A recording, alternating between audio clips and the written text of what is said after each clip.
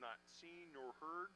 Many of you have heard of them from a line department or an employee, and this way it gives you an opportunity to see what's coming in to the budget staff and to the administrator staff, and how we have to go through a process of trying to cull that down. Because remember, come July, the administrator is charged with submitting a balanced budget proposed for the commission's consideration. What you've scheduled this year on March 8th is a strategic plan, and then your dates to give clear financial guidance will help that process immensely. Thank you, Mayor. Mr. McKiernan. So I guess the operative phrase here is be careful what you wish for or ask for in this case. This is actually great. It's fantastic information and I like it. I'm going to actually circle back to something that Commissioner Murguia brought up, and I'm not sure it's where she was going, but it's something that would help me. So this really isn't a question per se as a request. You know, back in October when we had our strategic planning, I brought a very, very simplistic projection model of income and expenses. What if this changed? What if this changed? And I know since then, I know that Mr. Levin has built a much more sophisticated model, but I think it would be really helpful to continue to develop that. And in the best of all possible worlds, even bring a prototype of that to our March strategic planning so that we could ask, well, okay, what if expenses continue to rise at X% a year? Let's just say what if. And how would a change in our tax base affect the amount of income we get? If it stays static, then here's going to be our gap. If the total valuation rises by what if 1%, what if 2%, what if 3%, then how's that going to affect our net, our income versus expense? And I think that, you know, because ultimately we could ask if expenses go up X%, income stays flat. And if we want to continue to provide the same level of service, then we either have to shrink our fund balances, raise our debt, or not do what we wanted to do. And I'd love to be able to model that and ask, what if? And then, for example, if we found out that raising the rate at which valuation rises by an extra percent would have this very powerful positive impact, then it drives the question back, okay, how do we do that? So I think it helps to drive some real specific brainstorming on our part. And so I'd love to be able to do it both in general, but also specifically. Well, what if in the CMIP budget we funded these 12 versus these 14 and begin to get some idea about what impact that might have on the overall, and have it in kind of a dynamic fashion where it's updated as we say, what if? And I know this is asking a lot, but I'd love for us to go that direction. Well, and I think too, as we're doing this new budget process, I think starting with really a pretty dynamically engaged commission, I think we need to start building that out as we get these components in place. I think there's been a tremendous amount of work just on the staff's part to bump all this up into January. And this is pretty amazing considering this came out in June. And they bumped it all the way to January. So this is good. What I'd like to do too is I'd like to have, and you may not be ready to do this, but maybe we can talk about when you would be ready to do this. Historically, we sit down and you walk us through these pages in terms of what's coming, what it looks like, the bottom lines. Is that something we can start doing tonight, or is that something that we need to do another time? Mr. Hayes?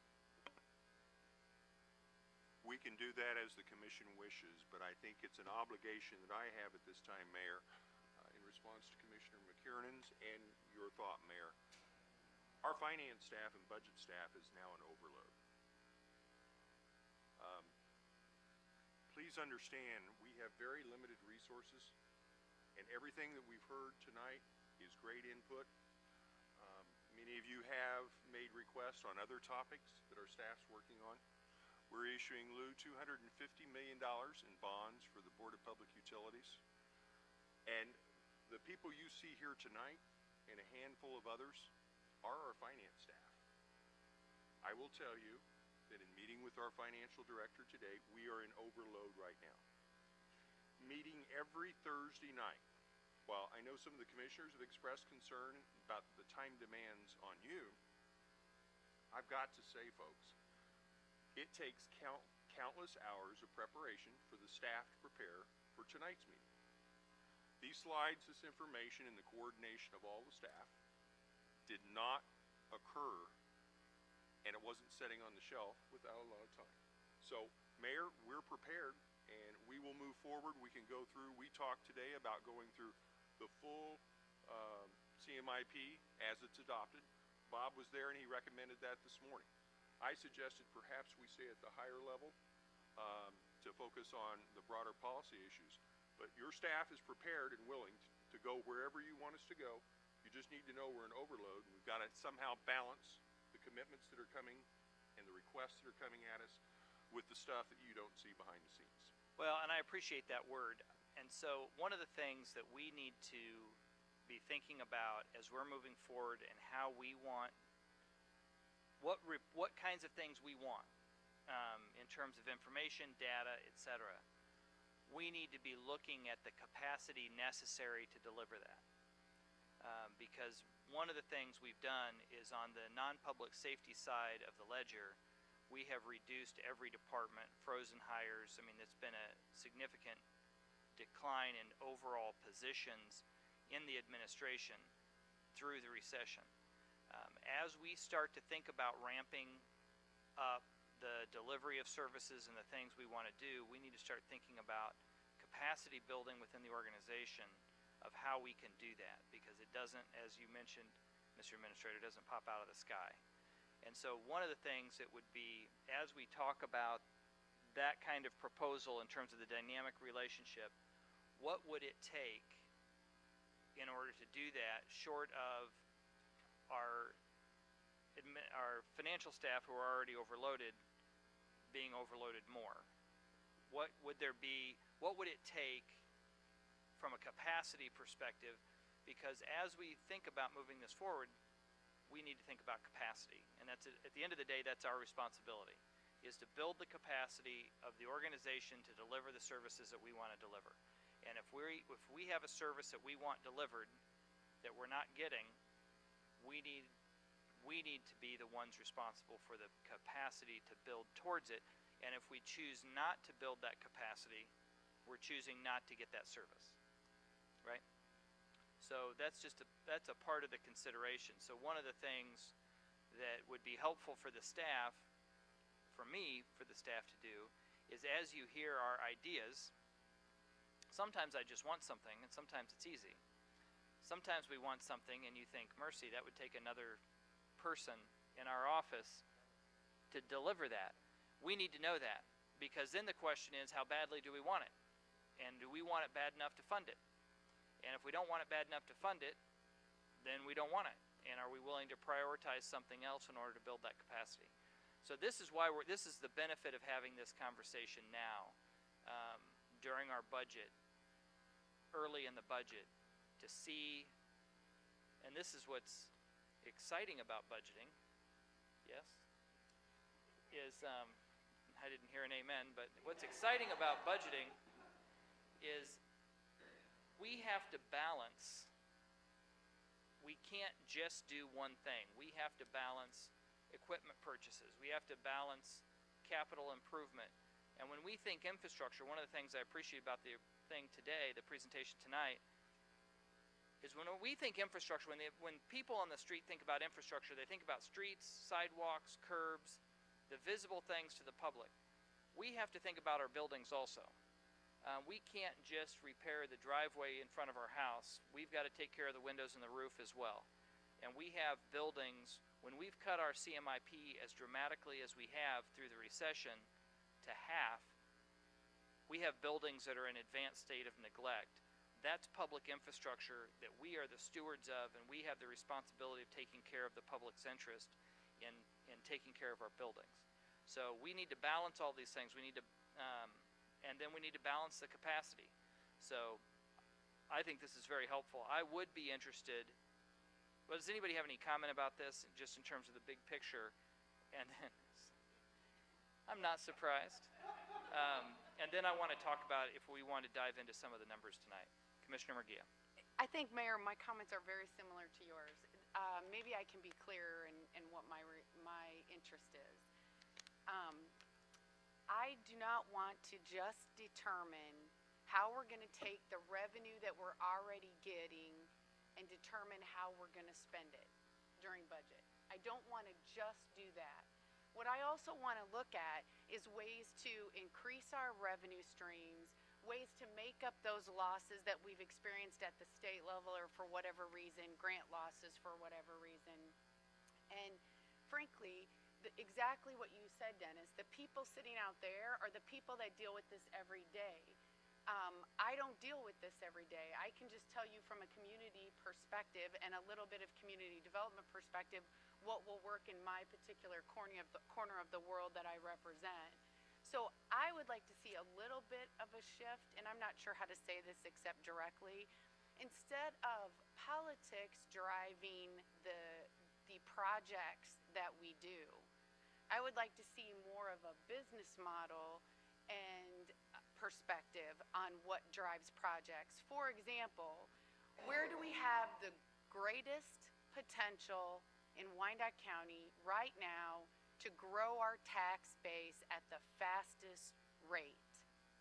Because we all know at the end of the day, if we grow our tax base, that's going to increase our revenues. So where do we have the greatest potential to do that at this point, and then take those revenues, which is going to allow us to spend more money on services, and put those revenues into more challenging areas of our community?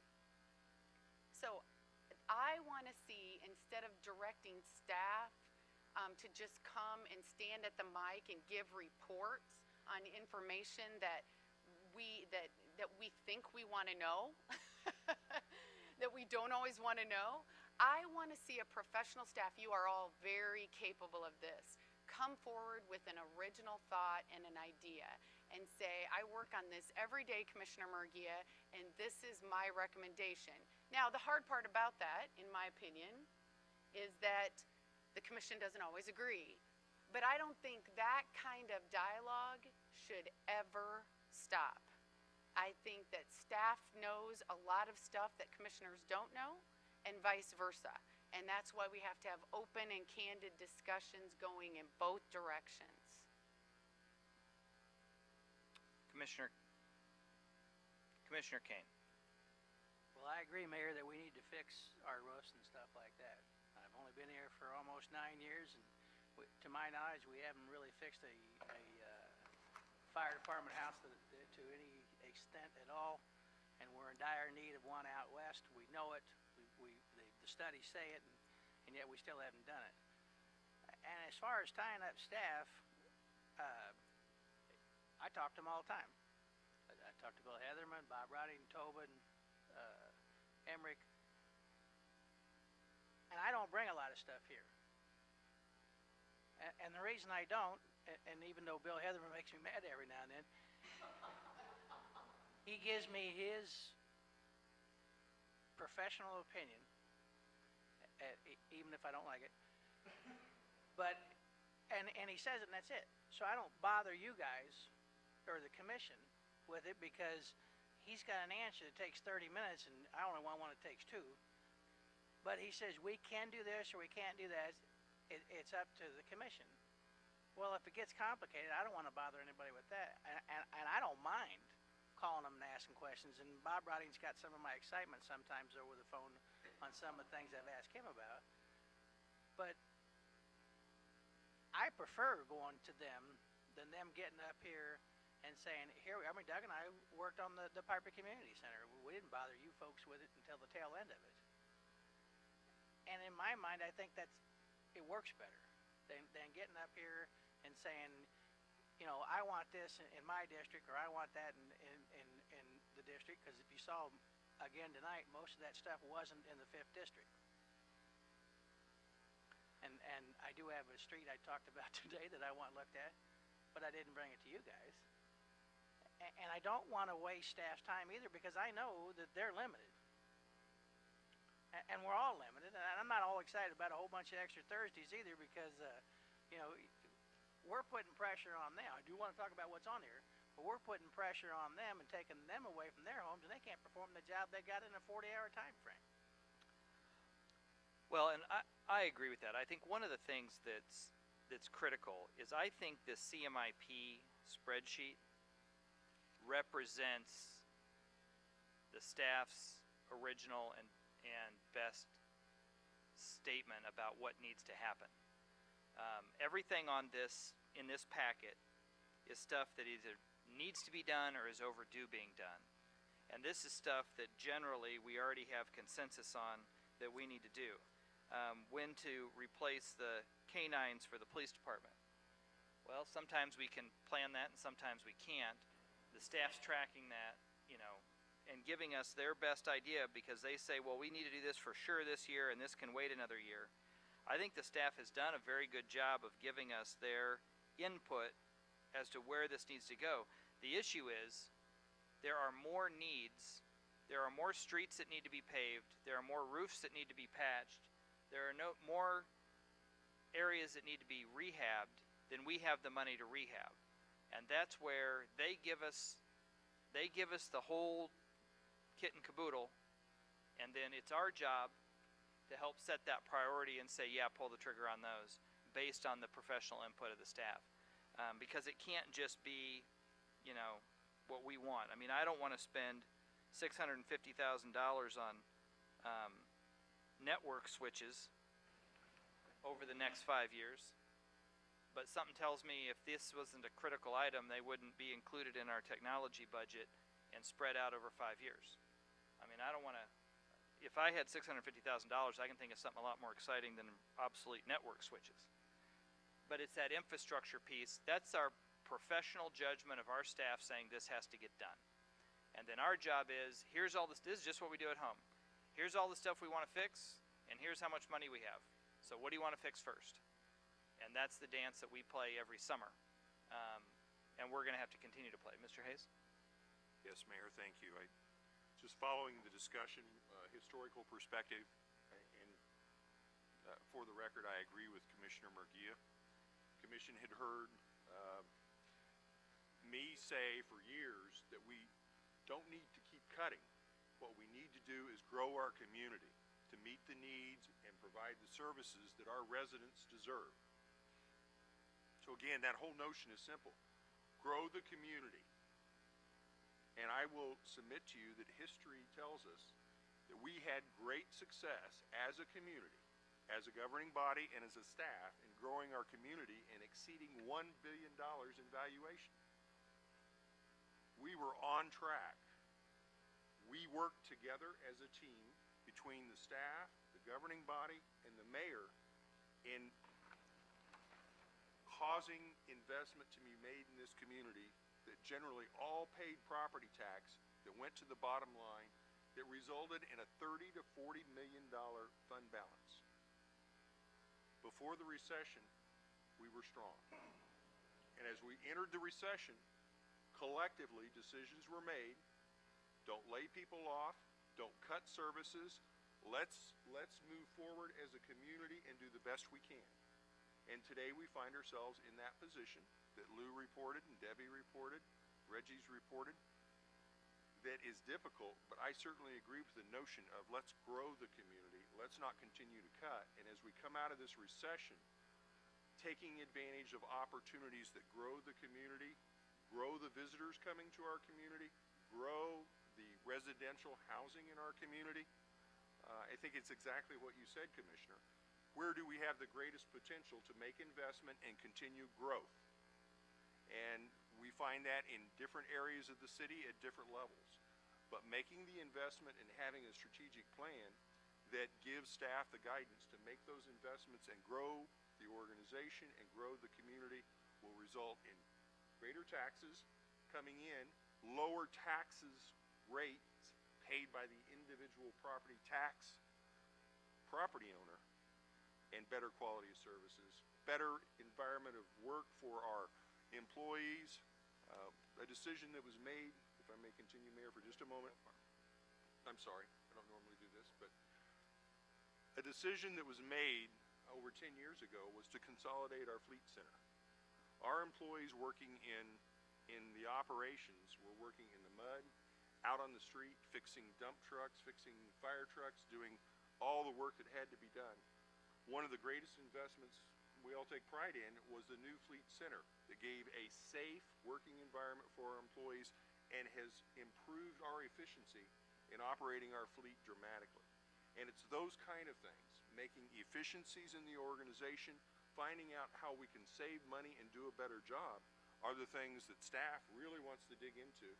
And I think you will find in this idea, it's not just problems, but how do we save money and how do we do things better? Thank you, Mayor. Well, and one of the things next week, we're teeing up a conversation next week that I'm very excited about, and it's a presentation on data and innovation. There are cities across the country who are using data for data-driven decision-making and innovation to transform the decision-making process and to drive the kinds of efficiencies that are freeing up resources to do more and to do it and to deliver services better. So that conversation is going to be essential. And it's like anything. You've got to, in order to get the efficiency at the Fleet Center, we had to invest in it. So I think this is the right approach. We are the ones that were elected by the city to figure out how to move it forward and how to prioritize it. So, all right. Would anyone like to, do you want to take some time to have time to read and digest this packet?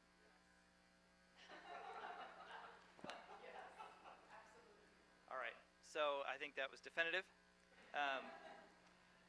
So I would encourage you, and I do want to say, I want to express appreciation because these requests to the departments had to come sooner, right? These requests from the departments were usually due in March, April. So this has been bumped up a full quarter in every department to get this to us sooner so we can see more of the raw data. So take the time to read it. Highlight things, star things, circle things, and then look through the CMIP, which, the more you read through it, the more familiar it looks. Unfortunately, some of the police cars that I voted on replacing 7 years ago are no longer in service. We're buying new ones because we drive the dickens out of them. So I think that's this is part of the cycle of the government. Any other comments or questions? I do want to recognize another elected official here, Marianne Flunder from the Community College. Welcome, appreciate your being here. We're going to issue frequent flyer miles to you and to show our appreciation. So, all right. Any other conversation for this at this time? Good? All right, we are going to take a recess. We will begin our 7 o'clock meeting in 35 minutes. Thank you.